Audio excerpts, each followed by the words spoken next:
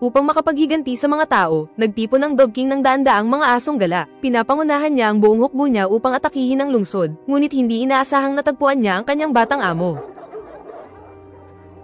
Si Lily, isang 13 taong gulang na batang babae, ay isang introverted na bata na nakakaranas ng mga suliranin sa paglipat sa pagkadalaga. Mula nang maghiwalay ang kanyang mga magulang, nahirapan siyang makisama sa mga ito. Ang tanging kaibigan niya ay isang asong gala na may kulay gingery na pangalan ay Hogan, na kasama niya sa lahat ng kanyang libreng oras. Ang ina ni Lily ay maglalakbay patungong Australia para sa isang business trip at humihiling kay Daniel, ang kanyang ex-husband, na alagaan ang kanilang anak na babae at ang kanyang aso. Si Daniel ay nagtatrabaho sa isang slaughterhouse, at ang huli niyang nakita ang kanyang anak na babae ay noong siya ay bata pa. Hindi masyadong masaya si Daniel na may aso sa kanyang bahay, ngunit handa siyang isakripisyo ang kanyang kaginhawahan para kay Lily. Wala talagang kaalaman tungkol sa gusto ng kanyang anak, nagbigay si Daniel sa kanya ng isang bote ng soap bubbles. Nang pumasok sila sa bahay, sinabi ng landlord ni Daniel sa kanya na hindi pwedeng manatili ang aso sa apartment. Sinubukan ng lalaki na kumbinsihin ng babae na hindi magtatagal si Hogan doon. Sa hapunan, naglalaro si Lily kasama ang aso at pinapakain siya ng pagkain na ninakaw niya mula sa mesa. Ang asal na ito ay lalo pang nagpairita kay Daniel at pinagsabihan niya ang kanyang anak na babae dahil sa paglabag sa mga patakaran sa kanyang bahay. Sa gabi, gustong matulog ni Lily si Hogan sa kwarto kasama nila, ngunit tumutol ang kanyang ama, kaya't ikinulong niya ang aso sa banyo. Si Hogan ay umuungol sa pagdurusa buong gabi, na nagpapanatili kay Daniel at Lily na gising. Upang kalmayin ang kanyang alagang aso, lumapit ang batang babae sa kanya at tumugtog ng Hungarian Rhapsody No. 2 sa trumpeta. Agad na nakatulog si Hogan sa nakakapag-relax na musika, at humiga si Lily sa tabi niya sa banyo. Sa umaga, nagising si Daniel sa katok sa pinto. May bisitang inspektor mula sa Animal Control dahil sa mga reklamo mula sa mga kapitbahay. Sinubukan ni Daniel na itago ang presensya ni Hogan sa bahay, ngunit sa sandaling iyon, umalis ang aso mula sa banyo.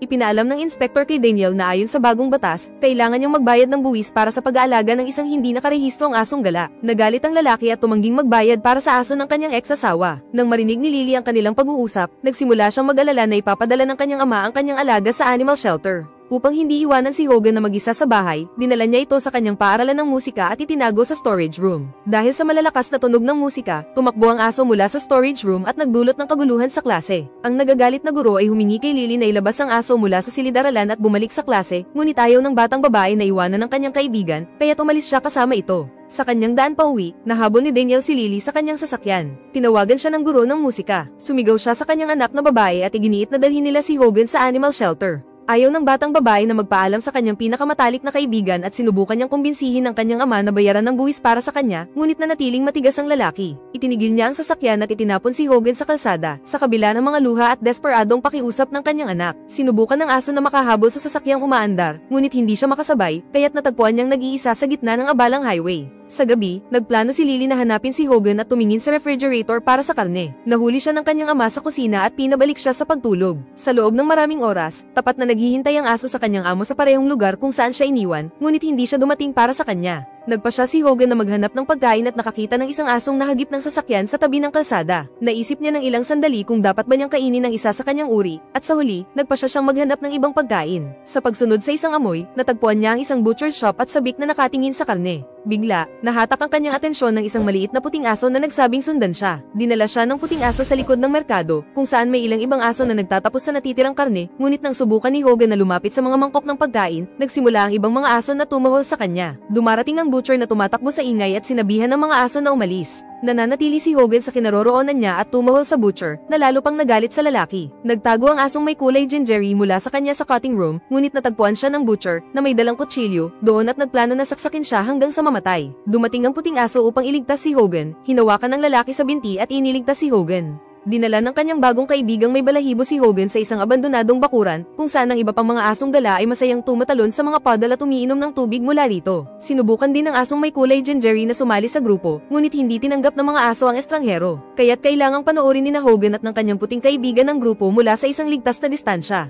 Kinabukasan, natagpuan ng dog trapping service ang lugar, at muli ay kailangang tumakas ng mga kaibigan upang maiwasan ang pagkakabihag. Naging sulok si Hogan ng dalawang catcher at lumapit ang kaibigang aso sa isa sa kanila. Ngunit binalaan ng puting aso si Hogan tungkol sa panganib, kaya't nakisiksik siya sa mga rehas at nakatakas. Sa pagtatangkang magtago mula sa mga humahabol sa kanya, tumakbo si Hogan sa mga eskinita ng lungsod at nakatagpo ng kanlungan sa isang taong walang tahanan. Nang umalis ang mga empleyado, pinakain ng lalaki ang mapagkumbabang aso at nilagyan siya ng lubid sa kanyang leeg. Dinala ni Daniel si Lily sa paaralan ng musika at pinilit siyang humingi ng tawad para sa kanyang asal. Nakumbinsi ng batang babae ang kanyang ama at guro na hindi na siya hahanap ng aso at na naisip niyang wala itong ibang dala kundi gulo. Gayunpaman, matapos ang klase, pumunta si Lily sa lugar kung saan nila iniwan si Hogan noong nakaraang araw, ngunit hindi niya natagpuan ang kanyang alaga roon. Hindi sumusuko ang batang babae at patuloy na naghahanap ng aso sa mga kalapit na kalye, habang naglalagay ng mga poster ng nawawalang aso sa lahat ng dako. Sa parehong gabi, ibinenta ng isang taong walang tahanan si Hogan sa may-ari ng isang restaurant kapalit ng ilang perang papel at isang plato ng pagkain. Ang lalaki ay lumabas na isang dealer na ilegal na nagbebenta ng mga asong gala. Kinabukasan, isang customer na nagngangalang sa Bolt ang pumunta sa kanya upang pumili ng aso na magiging bahagi ng fight club.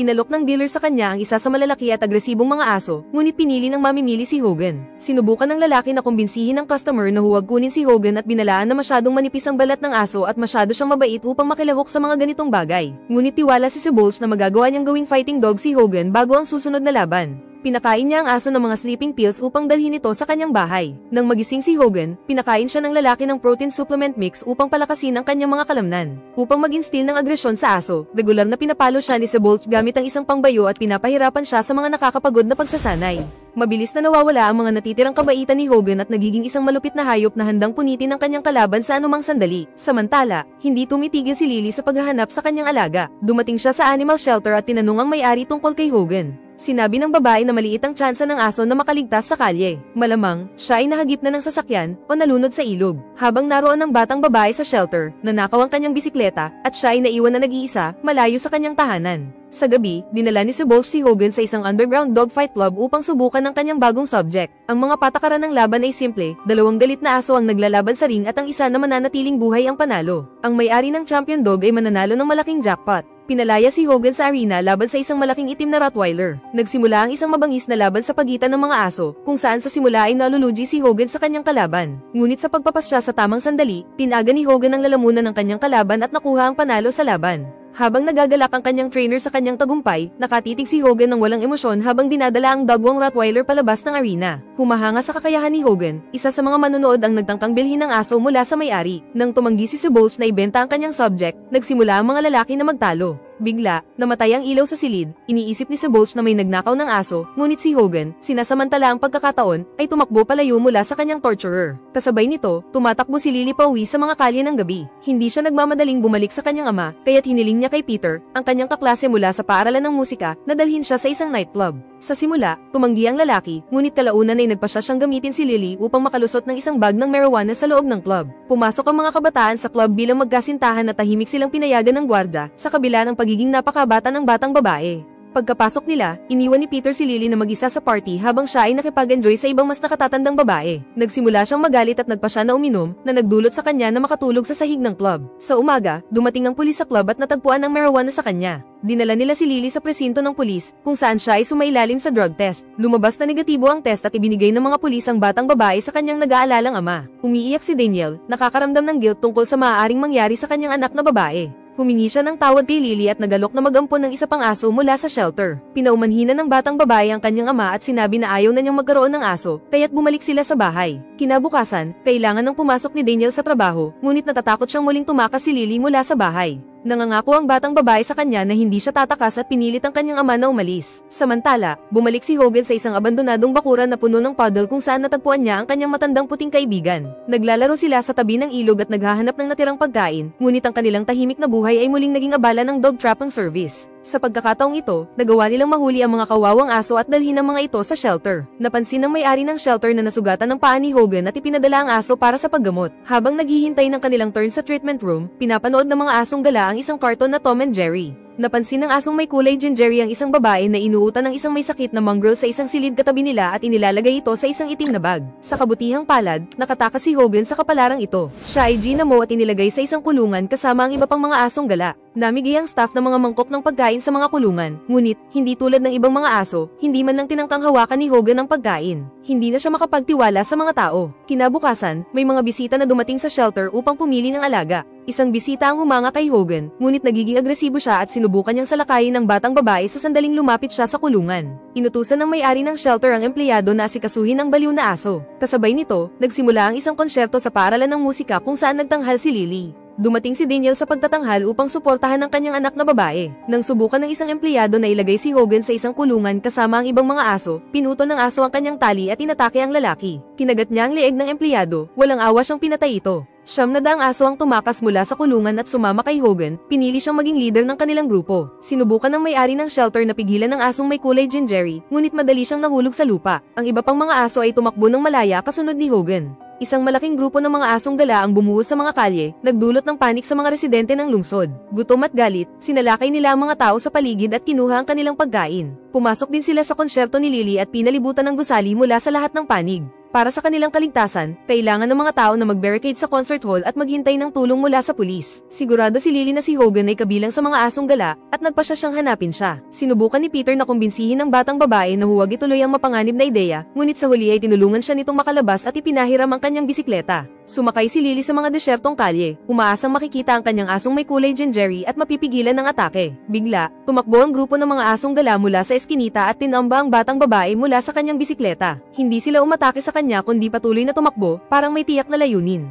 Naging leader ng grupo, nagdesisyon si Hogan na makaganti sa lahat ng mga nanakit sa kanya. Ang unang biktima ay ang may-ari ng restaurant na nagbenta sa kanya kay Sebulch. Pinatay ng mga asong gala ang lalaki, iniwan ng mga bakas ng dagwang paa sa mga bintana ng kanyang restaurant. Nasa likuran si Lily sa grupo, kaya't siya ang unang nakadiskubre sa lugar ng krimen. Inaresto siya ng pulis dahil sa paglabag sa curfew, at inilagay siya sa isang patrol car upang dalhin sa kaligtasan. Gayunpaman, nagawa ng batang babae na makatakas at nakarating sa butcher shop. Doon ay natagpuan niya ang bangkay ng isang butcher na pira-piraso, na naging susunod na biktima ng grupo ni Hogan. Nagsuka si Lily sa nakitang dagwang kalat, ngunit nahanap niya ang lakas upang tawagan si Daniel. Sinabi niya sa kanyang ama na hahanapin niya si Hogan bago pa man siya matagpuan at barilin ng mga pulis. Nakapagpalibot ang mga pulis at nakabaril ng ilang mga aso, ngunit karamihan sa kanila ay nakatakas at nagpatuloy sa kanilang misyon. Kasabay nito, pinapanood ni Sebulch ang balita tungkol sa mga asong gala na nagwawala at kumikilos bilang isang organisadong grupo. Binisita ni Hogan ang kanyang torturer at dinala ang kanyang mga kaibigan.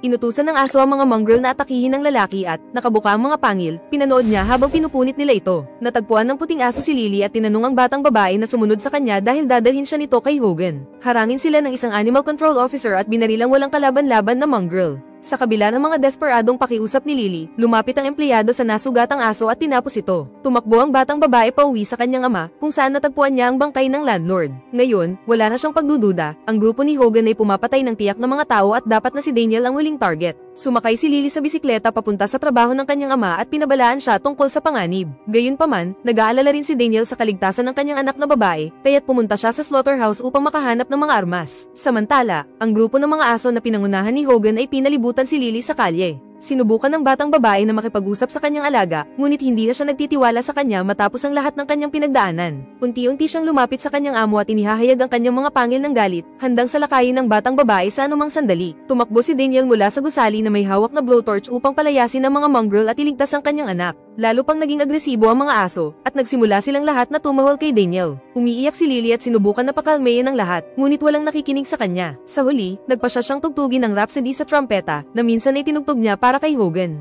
Nang marinig ang pamilyar na melodya, sa wakas ay kumalma ang kanyang alaga at humiga sa lupa. Sinusundan ng grupo ang kanyang halimbawa at humiga rin sa lupa, nakikinig sa nakakapag-relax na musika. Sa kabila ng pagkabigla, napagtanto ni Daniel na lumipas na ang panganib at ligtas na ang kanyang anak. Matapos ang pagtugtog, humiga ang batang babae sa lupa sa tapat ni Hogan at ng kanyang grupo. Nagbubukang liwayway at sumali si Daniel sa kanila. At dito nagtapos ang pelikula. Mag-like at i-share ang movie na ito kung nagustuhan mo at siguruhin na mag-like at mag-follow sa aming page para sa mga susunod na movie recap. Salamat sa panonood!